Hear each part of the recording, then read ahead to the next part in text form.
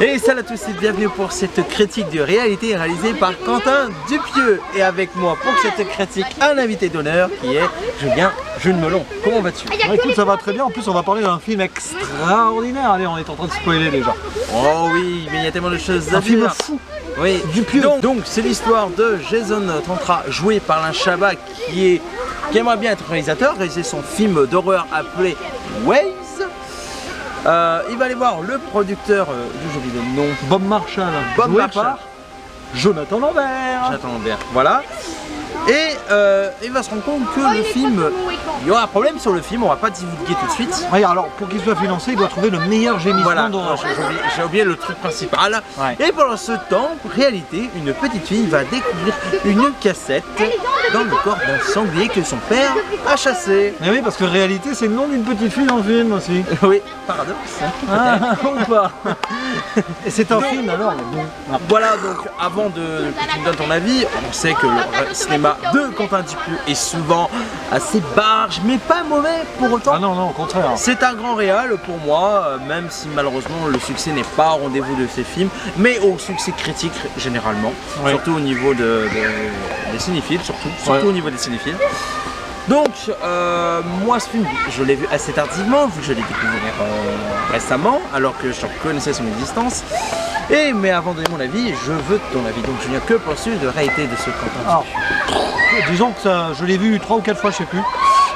C'était la troisième fois, tu m'as dit. Ouais, hier. je crois que c'est la 3e fois. Alors, c'est pour moi, et je pèse mes mots, le meilleur film des années 2010 sorti en France. Le meilleur film français des années 2010, je pense. C'est extraordinaire, c'est la quintessence de Dupieux.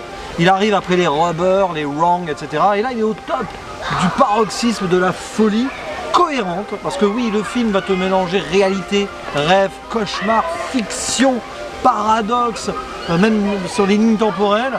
Mais c'est tout super bien ficelé avec des scènes qui semblent ne rien avoir les unes avec les autres, mais qui se relient à un moment ou à un Il y a autre. une cohérence mais incroyable. Finesse d'écriture, mais en plus ça te fait réfléchir, etc. Et alors, le côté méta mise en abîme sur le cinéma, sur le fonctionnement du cinéma, un réalisateur qui va voir un producteur, une cassette d'un film qui est dans les entrailles du porc, qui représenterait peut-être le gros capitalisme, les grosses boîtes de prod et tout. Je pense que Dupieux, il aime bien aussi donner des coups de pied dans la fourmilière comme ça.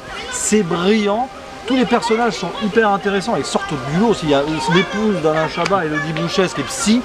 Et c'est un film de psychanalyse. Hein. C'est comme le dit un personnage, une réaction d'eczéma à l'intérieur. C'est un peu ça le film. Voilà, et puis Alain Chabat, quoi. Alain Chabat qui est paumé dans le film, comme le spectateur d'ailleurs. Alain Chabat est à la fois le spectateur et le réalisateur. C'est à la fois Dupieux et nous.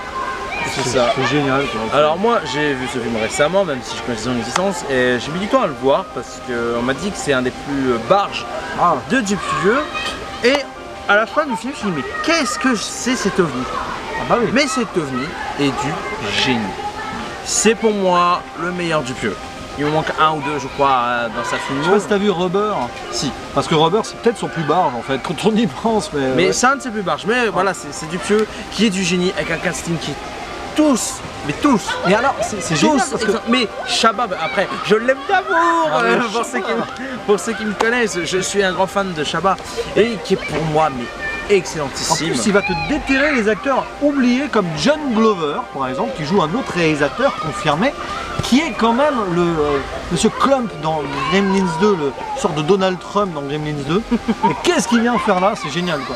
Puis t'as des acteurs secondaires de série, il aime bien aller déterrer les acteurs de série. Mais c'est pour moi, c'est pour ça que Dupieux c'est un génie, c'est qu'il n'a pas besoin d'amener des bon après à Chabat, c'est un grand acteur. Oui, genre du jardin. Mais on va dire en avant il va mettre au moins un ou deux acteurs très connus et d'autres déterrés, comme tu dis. Il a même eu Marilyn Manson dans un film. Ah ouais, je me rappelle plus. Dans Wrong Cops, je crois. Ouais. Ah d'accord, enfin je le revois. Donc voilà, pour moi c'est du grand art. C'est du grand Puis art. alors, quand t'arrives à la fin, tu comprends rien, mais en fait tu comprends. C'est ça en fait. C'est ça, c'est à la Est-ce fin. que réalité ou pas réalité, tu sais, ce mélange, Tu te perds. Ce mélange des fois, tu dis, parce que apparemment, ouais en fait je suis dans un cauchemar, il y a plein de trucs comme ça, mais qui est tellement subtil, tellement bien écrit, et en plus des fois c'est tellement absurde, dans une aberrance totale. Mais comme mais l'autre que il se gratte alors qu'il n'a pas d'eczéma. Mais c'est ça, mais c'est de l'aberrant total, mais tellement bien écrit que vraiment c'est tellement drôle. T'as comme le personnage là, du principal de réalité qui va se balader dans une Jeep habillée en femme. Et en fait, si tu te rends compte, ce personnage fait le lien entre toutes les scènes, entre la réalité, la fiction, le rêve et l'illusion. Et aussi la musique, il n'y en a qu'une seule. Ouais. Qui est composé, qui est pris d'une composition de Philip Glass, c'est les 5-10 premières secondes en boucle. Donc en gros, c'est une des rares fois où Dupieux ne fait pas la BO. Oui, c'est vrai. Et c'est un truc qui fait comme ça, en mode un peu énervante à un moment, mais ça fonctionne tellement bien. Ça renforce le malaise. Mais même, c'est ça, la musique, elle est malaisante. Oui. C'est presque musique de film d'horreur d'ailleurs. Mais ouais, mais voilà, pour moi, ce film est un ovni. Et les effets spéciaux, il y en a un petit peu, mais... Ah oui. Oh là là, quand Chabat, il va voir... c'est du spoil, hein. Est-ce qu'on spoil? On va une partie spoil. Attention. Allez, partie spoil.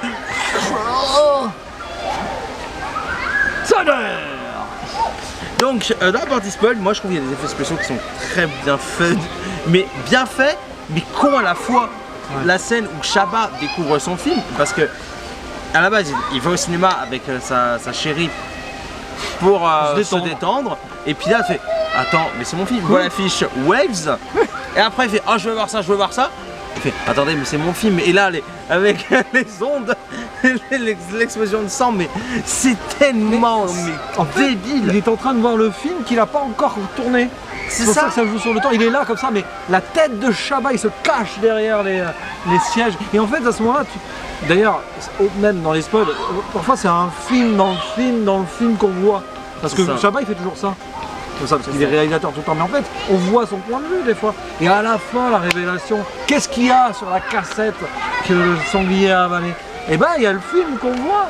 Et Jonathan Lambert, le producteur, il se voit en train d'appeler Alain Chabat dans un hôpital sur le film qu'il produit Mais c'est du génie. Et là, tu vois un film dans un film qui montre le film. Mais c'est tiré par les cheveux. Et c'est génial parce que tu comprends tout en fait. C'est fou, mais tu comprends tout. Et en gros, on est perdu dans les méandres, dans un labyrinthe. Ce film est un labyrinthe de la création.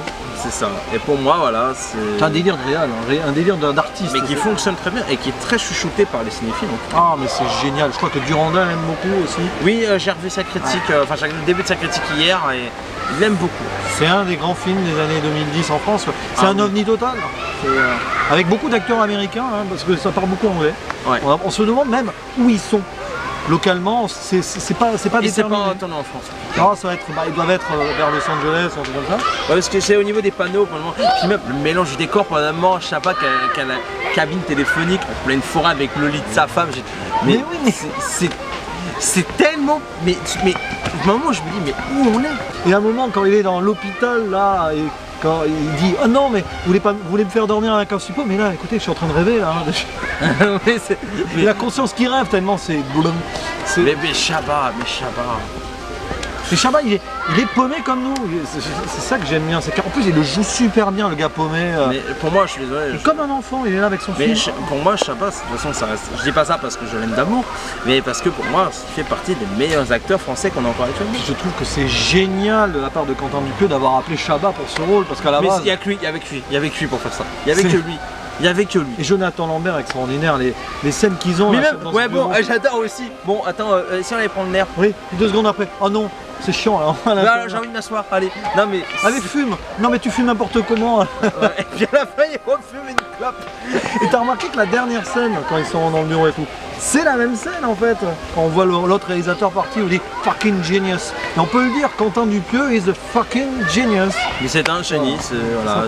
En plus, le pire, à la base, Quentin Dupieux, ce n'est pas qu'un réalisateur, c'est un très bon scénariste, c'est un très bon compositeur, parce que il a fait du souci sur monteur, oui, il monte ses films aussi. Et ce mec, pour moi, je le dis honnêtement, il fait partie des meilleurs réalisateurs qu'on a actuellement en France. Et vivement Mandibule. Ah, que j'attends énormément. Et figurez-vous qu'il a déjà prévu son film d'après. Il est déjà en tournage. Où il y aura Alain Chabat. Et il y avait qui d'autre, j'avais dit aussi? Il y aura aussi Jonathan Lambert. Non, il n'y aura pas Jonathan Lambert, il y aura Benoît Magimel, je crois. Il n'y avait pas Boulevard, non? Ah, peut-être.